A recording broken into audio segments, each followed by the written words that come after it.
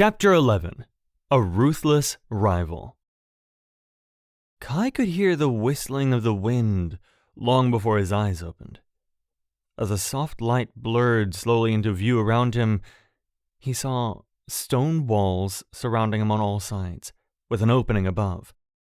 His gaze lifted, and Thaden's face came into view, looking down at him with a smug smile.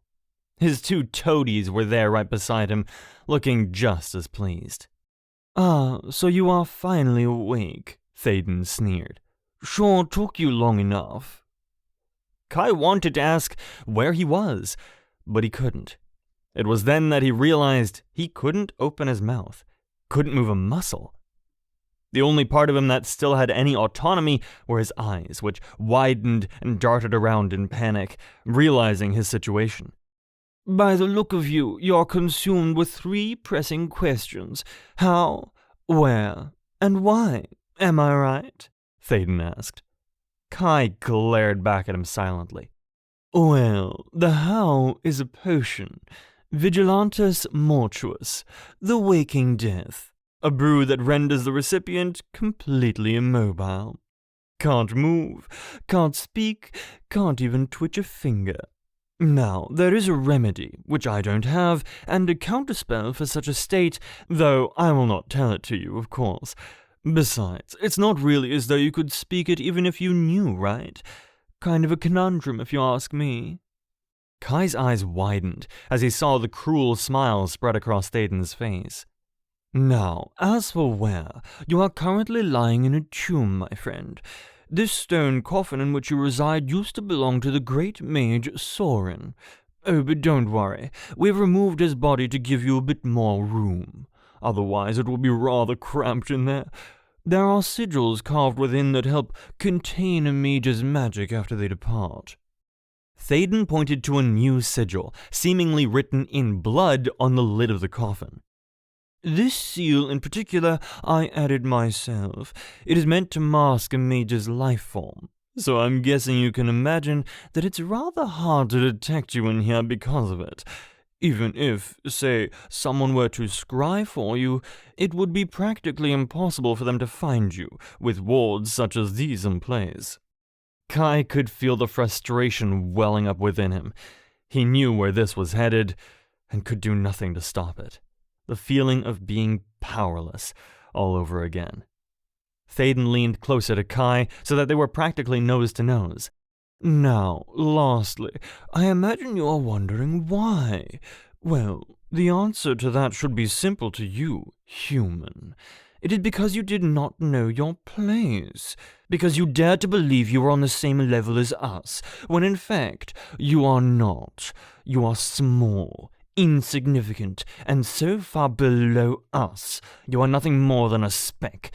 And since you do not understand this, we've decided to give you some time to reflect upon it, alone, in the cold and dark and the silence."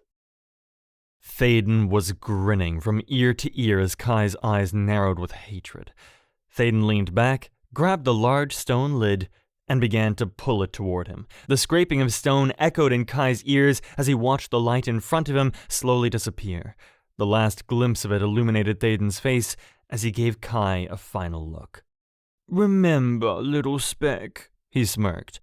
"You have no one to blame but yourself." The coffin lid slid completely closed, snuffing out all light, all movement, all sound. To everyone else, the tomb held nothing but silence. In Kai's mind, however, he was screaming. It was a fight. Every muscle in Kai's body was fighting to move. He was funneling all his energy into moving anything. A finger, a toe, his breath was billowing in and out in his struggle. Though he couldn't feel the cold because of the potion, the puffs of steam from his nose and mouth told him the freezing temperature he was exposed to. The harder Kai fought to move, the quicker he realized how pointless it was, for he couldn't move anything. And this realization caused him to panic and fight even harder. His breath came faster and in shorter spurts, and he couldn't seem to get enough air. The stone coffin was sealed tight. Not even a trickle of light was showing through. His heart was beating so fast he could hear the uneven rhythm resonating in his ears. His head was spinning and his mind was racing. He could feel himself sinking and fighting to stay conscious, which was yet another fight he was losing. As sleep enveloped him, he realized the truth of his situation. "I'm going to die here." Kai's eyes fluttered open. He wasn't certain how long he had been asleep or where he was. At first, he thought he'd gone blind, for he was surrounded by dark everywhere, but trying to sit up reminded him of his situation as he once again tried to make his limbs move. He was focusing all his energy on his hand, just to get a single finger to twitch, when suddenly, "Stop!" he commanded himself. "Stop struggling, stop fighting. You'll never break free this way, and you know it. All you are wasting is energy and air, and you don't have an abundance of either.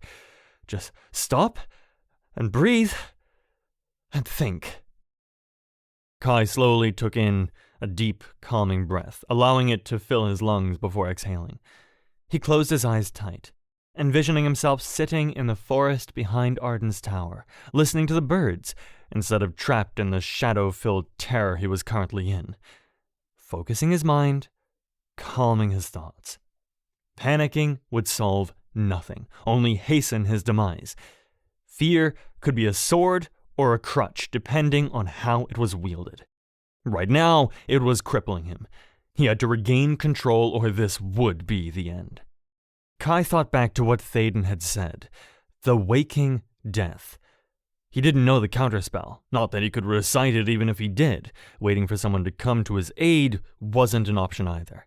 He fully believed Théoden that the wards on the coffin wouldn't mask his presence, even if someone tried to scry for him. So if he didn't have the ability to break the incantation himself, and couldn't wait for someone else to find him, what option did that leave? Running scenarios through his head, Kai tried focusing his mind. Perhaps thinking of a spell, if he concentrated hard enough, would be enough to free him? Arden had mentioned to him that when maesters are advanced enough in their magic, there are some spells they can cast without needing to speak. In fact, on several occasions, Arden had lit candles or summoned fire in his palm without uttering a word. So maybe, if he focused hard enough, Kai could do the same. Kai tried to think of spells strong enough to break his hold. He knew a few basic healing spells, but none of them were terribly powerful. Still, he had nothing to lose. He closed his eyes to focus on the spell. Invertira Venen. A simple spell used to slow or reverse poisons mages were exposed to in the field. Granted, this wasn't a poison per se, but maybe he could reverse the effects enough to gain some movement back. If he could speak, he'd have more options. Kai concentrated on the spell with every fiber he possessed. He was practically shouting the words in his mind, but after a long time, his current condition remained unchanged. He ran through other healing spells. He recited some evocation spells, and he even tried to travel, but all efforts were met with the same end. Nothing. As the hours passed, and with each failed spell, his hope of escape diminished, dwindled down till only one cold, hard truth remained. Acceptance. Sometime later, Kai felt sleepy again. Whether it was the cold or the lack of air, it really didn't matter. Either or both would kill him quickly enough. He wondered if anyone would notice he was gone. Arden, for sure. Would he think Kai just ran off? Abandoned his position as his acolyte? He hoped not. He hoped Arden understood how much of a privilege it was to apprentice under him, to meet the first honorable mage in his life, and to consider him a friend. He also hoped at some point Arden would find his body, lay him to rest near the castle or maybe on Helia. Of course, he supposed it was fitting. If he was going to die, at least he was already in a tomb. Surrounded by the souls of the departed, he'd have company. It was too bad his affinity wasn't summoning. If he were a speaker like Saya, perhaps he would be able to call upon a spirit to help him. Saya. A knot formed in Kai's chest as her smile flashed in his head. He realized he would never see it, or her, again.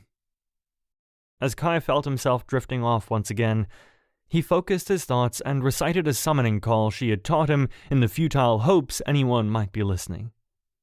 Spirits abound, hear my plea. Soul to soul, I call to thee. Your untold knowledge I implore to spare this mortal at death's door. The sound of crashing waves and the smell of salt in the air was the next sensation Kai became aware of.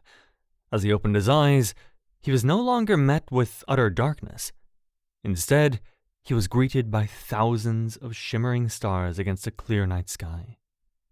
Kai moved his hands, surprised that he once again had autonomy.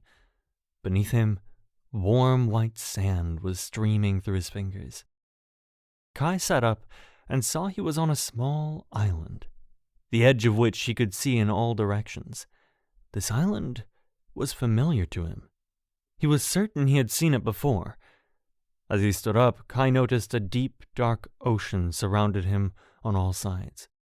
Off to the distance in the east, there was a deep blue light, almost like a dark cerulean sunset on the horizon. To the west, the rising sun looked gold and orange. As Kai tried to figure out where the hell he was, an orb of light broke off from one of the many glowing trees on the island and fluttered down toward Kai. He noticed it seemed to possess sentience, mimicking Kai's movements as it floated closer, advancing on him as he backed away. Kai readied his stance for an attack, uncertain what the ball of light would do. Fear not, young one. It means you no harm. It is merely drawn to the light. Kai turned to see a woman in white walking toward him. All at once, he remembered he had seen her and this island before, after Umbri had attacked him. He remembered floating in this water, looking up at those stars, and seeing her walking along the island he now stood upon. The woman held out her hand, and the ball of light hovering in front of Kai immediately flew over to her, drifting around her in slow orbit. Kai noticed the woman was tall, slender, and fair, just like an elf, with long white hair. Her ears, though, looked human, and her eyes were a dark onyx color, like those of an orc. "Who are you?" Kai demanded, maintaining his defensive stance. The woman simply smiled at him in return. I am not an enemy to you, young one. I can promise you that. The ball of light floated toward her hand as she turned her attention toward it. It circled her outstretched arms a few times before finally coming to rest within her palms. Realizing that was as good an answer as he was going to get from the woman, Kai tried another question. "Where am I?" The woman turned her attention back toward him. The between, she stated, as though Kai should know where the hell that was. The between? He probed. Yes, between your world and the one beyond. The crushing weight of reality came tumbling down on Kai as he slowly understood what she meant. Death. This was a waypoint between the land of the living and the realm of the dead. The last sanctuary when crossing over. His mouth went as dry as desert sand as he asked, "Am I dead?" The woman smiled back and shook her head. No, young one. The light still shines within you, though it is dimming. Enough so for you to travel here. Kai felt relieved that he was still alive, but also acutely aware that he wouldn't be for long. He might not be dead, but he was dying, and there was nothing he could do to stop it. Then it's only a matter of time, he muttered in defeat. The woman looked at him quizzically. I have come to find there is always hope, young one. Not much in this case, Kai continued. I'm held by a spell, and it's killing me, and there's nothing I can do about it. A spell? But you are a mage, are you not? Kai was taken aback that she knew that. He was curious, but figured asking her how she knew would be met with a cryptic answer and more silence. Yes, he replied carefully. But I am unfamiliar with this spell, and therefore I don't know how to break it. Ah, the woman nodded. Vincula ligara. I'm sorry? Kai replied as the woman turned her attention back to the orb of light, now dancing above her head. The spell to free you. Vincula ligara. Kai had just about 1,000,000 questions as he stood there, flabbergasted. For starters, who exactly this woman was, which she didn't seem inclined to answer. Second, how did she know how to break the spell he was under when he hadn't even told her what it was? It was clear to Kai that she was a spirit of some kind, and Saya had warned him about listening to spirits. Communing with the dead was tricky, especially if you were not a speaker, because they no longer had any stake in living. One spirit could offer you the meaning of existence, while the other could feed you lies that could lead you to your doom. It really depended on their mood at the moment. For all Kai knew, this nonsensical spirit could have just told him the spell to stop his heart. But it wasn't like he had a whole lot of options. But even knowing the spell doesn't help me if I can't speak it, Kai stated. I can hear your words quite well, young one. No, I mean in the other world, Kai clarified. Where my body is. I can't move a muscle, let alone recite a spell. The woman merely smiled at his observation and shook her head slightly. For one that draws upon the light, you focus far too much on flesh and blood and bone. Kai looked confused. Body obeys the spirit, young one, not the other way around. Kai took that to mean that he could break the spell even in his current form. Feeling as though he had nothing to lose, Kai took a deep breath, closed his eyes, and recited clearly, Vincula ligara. Nothing. He felt no different and was still standing literally at death's door. As I said, young one, the light within you is dimming. You must draw upon the light around you to summon strength. Kai was thoroughly confused. He had no idea what the light was she kept talking about or how to draw from it. I don't understand, he told her. That is because you cannot see, so I shall lend you my eyes. She walked toward Kai and held out her hand. Kai took a step back, eyeing her warily. The woman's expression softened. You have nothing to fear from me, young one. I swear it. Kai decided to accept she was telling the truth and grasped her hand. He had expected it to feel ice cold, but it was just as warm as his. Close your eyes, she said. Kai obeyed. The woman whispered words under her breath that Kai couldn't quite catch, but he felt an energy pass between them. Now, open them. As soon as he did, Kai was mesmerized. Everything around him, from the water to the sand to the trees, was aglow. Everything seemed to possess its own color, its own vibrance, its own radiance. Kai stood stunned, looking at the world around him for the first time. Now he understood what she meant by the light. It was everywhere. Looking down at himself, he noticed his form had a glow as well, though, true to the woman's word, it was diminished when compared to everything around him. Looking back to the woman, Kai noticed that her form was entirely different. The light that surrounded her was dark, like a shadow radiating out from all sides. It seemed almost ominous, but Kai didn't sense any animosity from her. The woman looked back at him and asked, Do you see? Kai nodded as the woman continued. This is the light of your realm. It can be seen even here at the crossing. This is what you call to with your words, mage. This is what you draw from. You will need the light from around you to break the bonds that bind. For that, you must reach out, spirit to spirit, to add that light to your own. Do you understand? Kai nodded once again as the woman released his hand. In that case, reach out, young one. Pull energy from all things to set your spirit aglow. Kai closed his eyes again, this time focusing on the light that was all around him. He imagined the energy from the trees, water, and land flowing into him, like water into a pail. As he did, he felt a warmth within his chest grow till it extended from the top of his head to the very tips of his fingers. Now, imagine your physical self. Imagine the spell that binds you as chains. See them clearly within your mind, the woman instructed.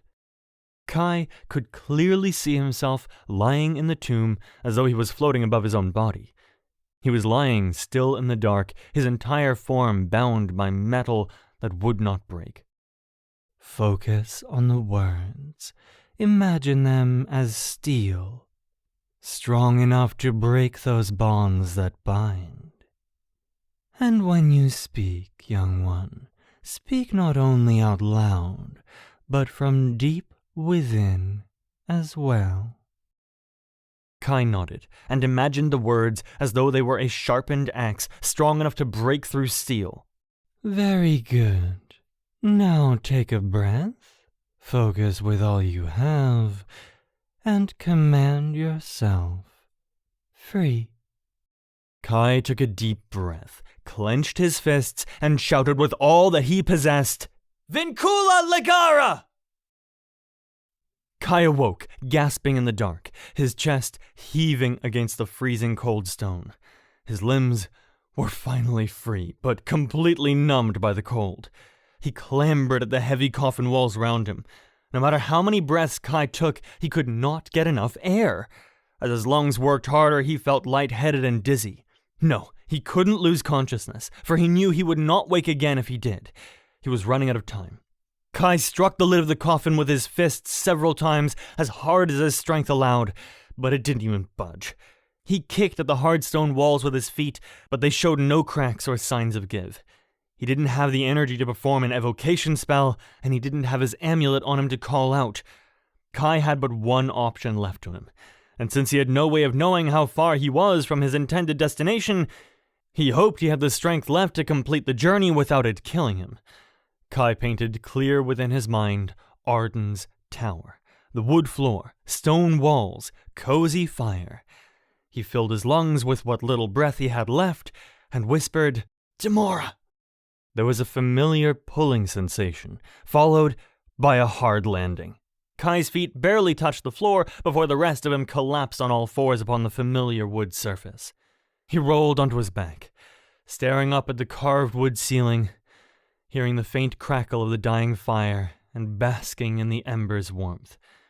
He was shivering, his extremities numb from the freezing stone tomb, and his lungs actually ached from trying to draw breath.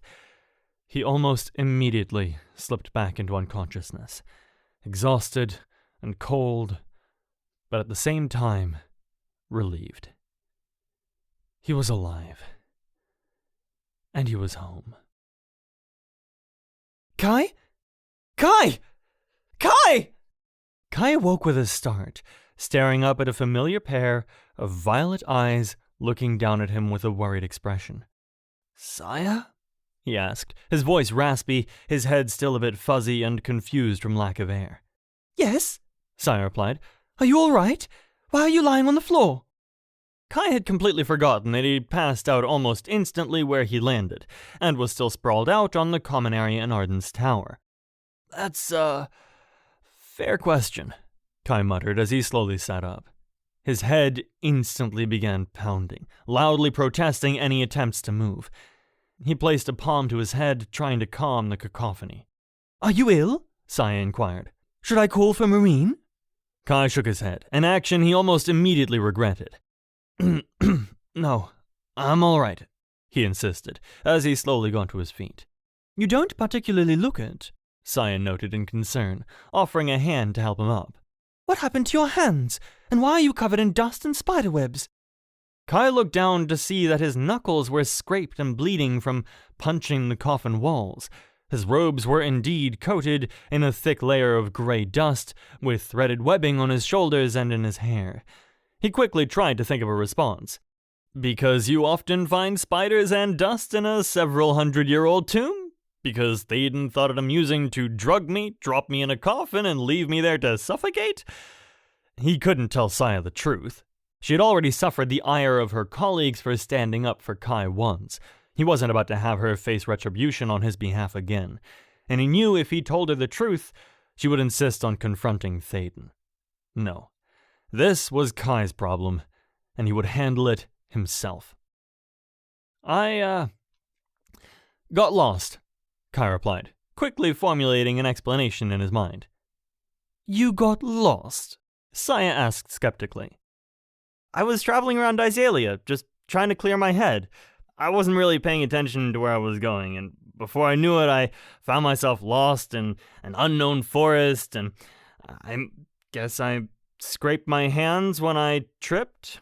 When I tried to teleport back to Arden's tower, I must have traveled too far and expended more energy than I meant to because I passed out as soon as I appeared. Kai watched as the skepticism on Saya's face slowly faded, replaced once again by a look of concern. Then I would say you are quite lucky, Saya replied. Even if traveling is your affinity, there are still limits to your strength, and you must be careful not to push beyond it. Mages have died performing spells outside their capabilities. You're right. It was stupid of me, and I'm grateful that you stopped by when you did. But I'm curious, what brought you here? Kai was just now realizing Saya had never come to Arden's tower before. Orin, Saya replied simply. You were to meet me in the library tonight. We were going to formulate a plan for stopping Orin. When you did not show, and I could not reach you through the amulet, I came to see if you had forgotten. Kai looked out at the night sky in surprise. This was not the same evening he had left. A day. He had been trapped in the tomb a full day. He had been unaware of the passage of time, slipping in and out of consciousness. Of course. I'm not sure if I'd be much use focusing right now. Can we meet tomorrow? Saya nodded. Certainly. Just be sure to get some rest. I will, Kai agreed. Saya started heading toward Arden's door. Stopping just before the threshold, she turned back to Kai. Are you sure you're all right? In truth, Kai was exhausted, unsteady, and mad as hell. But he plastered on his warmest smile, replying to Saya, I'm fine. Promise. Saya seemed to accept his response. Well then, I wish you good night, Kai. Good night, Saya. She smiled back at him as she left the tower. As soon as Saya was gone, Kai's anger started to boil as his face tightened in determination. He walked over to the writing desk in the common area and pulled out some ink and a quill. He approached the doorway of Arden's tower. On the doorframe, Kai wrote the word Barin. He rolled back the sleeve of his left wrist and wrote the word there as well. Setting the quill down, he focused the little energy he had left and commanded, Sola Arden et Kai intrara hara. The word on his wrist and the word on the doorframe glowed as Kai inspected the word on his skin, now ingrained like a tattoo. If anyone tried to enter the tower when Arden or Kai were not here, the word on his wrist would burn like a brand, alerting him to any intruders crossing the threshold. It should stop Théoden from dropping off any more gifts without Kai's knowledge. Satisfied with the spell, Kai began heading to his room, peeling off his dust-coated clothing as he went. First, a bath, then bed. Tonight, he needed rest. Tomorrow, he would deal with Théoden. Théoden strolled through the castle grounds in the early afternoon with his comrades Naren and Luca in tow. He was feeling rather pleased with himself, having rid the castle of a piece of vermin. It was too bad, of course, that the rest of his fellow acolytes could not know what he had done. Surely they would thank him and cheer him for it, and he had to admit it was quite thrilling to watch the fear in the human's eyes as he closed the stone coffin's lid, sealing him away forever in darkness. A death befitting such a worthless creature. He was certain when Lord Arden returned he would raise a fuss, demanding to know where his acolyte was, trying in vain to scry for him. But Théoden knew he would never find him. He just had to be careful that Lord Arden didn't discover that he was the cause. His cohorts seemed to be thinking along the same lines. Do you think the human is dead already? Luca whispered to Théoden. Théoden shrugged. If he isn't now, he will be soon. Perhaps we should go and check? No, snapped Thaden, ducking with the pair into a secluded corner of the courtyard, ensuring they were out of earshot of any passers-by. We want to avoid suspicion, especially when Lord Arden finds out he is missing. You do not want him to believe we are responsible for the death of his acolyte. We will just wait it out. We should just be grateful that the human is gone. Well, not quite. Thaden spun around only to see the human standing directly behind him. Before he even had time to react, the human grabbed his wrist and uttered a single word. Demora! Kai released Thaden's wrist rather abruptly, causing him to stumble and fall on the dueling grounds where they had landed. The grounds were deserted as they were much of the time at the castle. Not many acolytes spent their time actually learning to fight. Thaden's eyes darted around, trying to get his bearings. He was gawking at Kai as though he had literally risen from the grave. "What's wrong, Thaden?" Kai asked, without any true sincerity behind the words. "You look like you've seen a ghost. Or were you hoping to?" How did you escape?" he stuttered. "You don't know? Don't tell me there's a magic humans know that an elf does not." Thaden narrowed his gaze and clenched his fists. "Why have you brought me here?" he demanded. "I thought you and I should talk in private." "There is nothing I wish to say to you, human." "Very well," Kai shrugged. "Then we won't waste any time with words." Kai muttered a spell under his breath. A large circle with a line through the center appeared on the ground. He took his place in the half-circle opposite Thaden and immediately formed a defensive stance. Thaden looked down at his own half-circle, recognizing it as the area for a mage duel. He looked back at Kai and chuckled. "You intend to duel me?" he scoffed. "That is your goal, isn't it? For us to fight? Or can you only attack me when I'm unprepared or unconscious?" Thaden growled back to Kai. "I would murder you, human." "Well, your first 2 attempts have been unsuccessful. What makes you think the third time's the charm?" "I will not play this game with you." "You already started the game. I'm just clarifying the rules. If you wish to fight me, Thaden, then consider your challenge accepted. I will duel you any time mage to mage." Kai narrowed his gaze. "But if you continue to employ underhanded tactics to come at me, then I will resort to some of my own. I've already proven I can sneak up on you, and as I'm sure you've heard from the stories about me, I am well acquainted with stabbing a mage in the back." Thaden's gaze darkened as he stepped toward Kai. "Do you think I fear you, human?" he hissed. "No," Kai replied honestly. "But I do think I can change that." Thaden's eyes widened slightly as Kai stepped closer. "Your move, Thaden," he stated. "What will it be?" Kai's manner mimicked one of a cornered animal ready to fight. In truth, he was fairly certain he would lose in a one-on-one match with Thaden. After all, the elf was much older and had been a mage much longer than himself. But one thing was certain. If Thaden was hell-bent on sending Kai to the boneyard, he would make damn sure he wasn't making the trip alone. Thaden seemed to be turning over the options in his head. He looked Kai up and down as if trying to decide if he should attack him or not, which seemed odd to Kai, considering he hadn't appeared to have any issue with attacking him before. He must have second-guessed himself, for he merely sneered at Kai and hissed, "Never touch me again, vermin." "Likewise," Kai bit back. With one final contemptuous glance, Thaden turned on his heel and began marching back to the castle. Once he was out of earshot, Kai let out a long sigh, releasing it with the pent-up anger he had been holding in. He muttered a word again, and the jewel ground he had created disappeared. His moment of calm was instantly replaced by a surge of adrenaline when he heard a long whistle.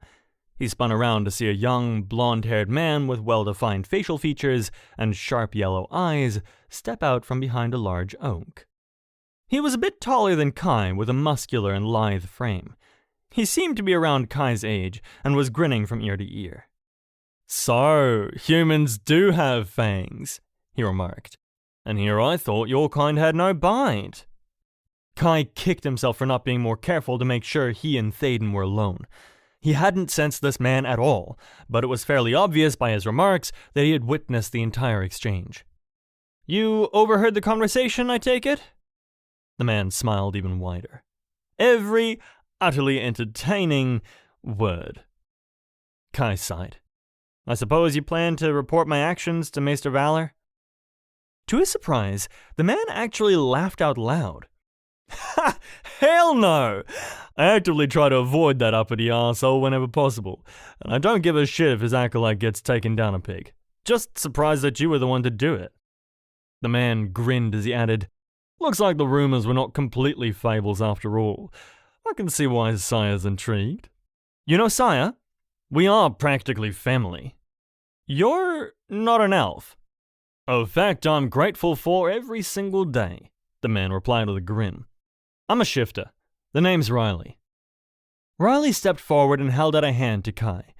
Kai paused only for a moment before accepting it, figuring if he was a friend of Sire's, he could be trusted. "Kai," he responded as Riley gave his hand a hearty shake. Kai had never met a shifter, but he had read about them. Part man, part beast. Kai always figured they would be fearsome beings to encounter, emitting a deadly aura they could easily follow through on. But Riley seemed the exact opposite, appearing agreeable, devil-may-care almost. "Well, Kai, you thirsty?" Riley inquired. "'Cause anyone that can make Thaden piss himself deserves a drink." Sure," Kai replied uncertainly, still adjusting to the very sudden shift in emotion between squaring off with Thaden and meeting Riley. "Excellent!" Riley exclaimed, throwing his arm over Kai's shoulders like they were old friends. "I know this fantastic hole-in-the-wall pub that serves the best ale, and on the way, you can regale me with tales of your life as a renegade bandit." "My what?" Kai questioned. Riley made a slightly disappointed face as he muttered, "Damn, I was really hoping that one was true."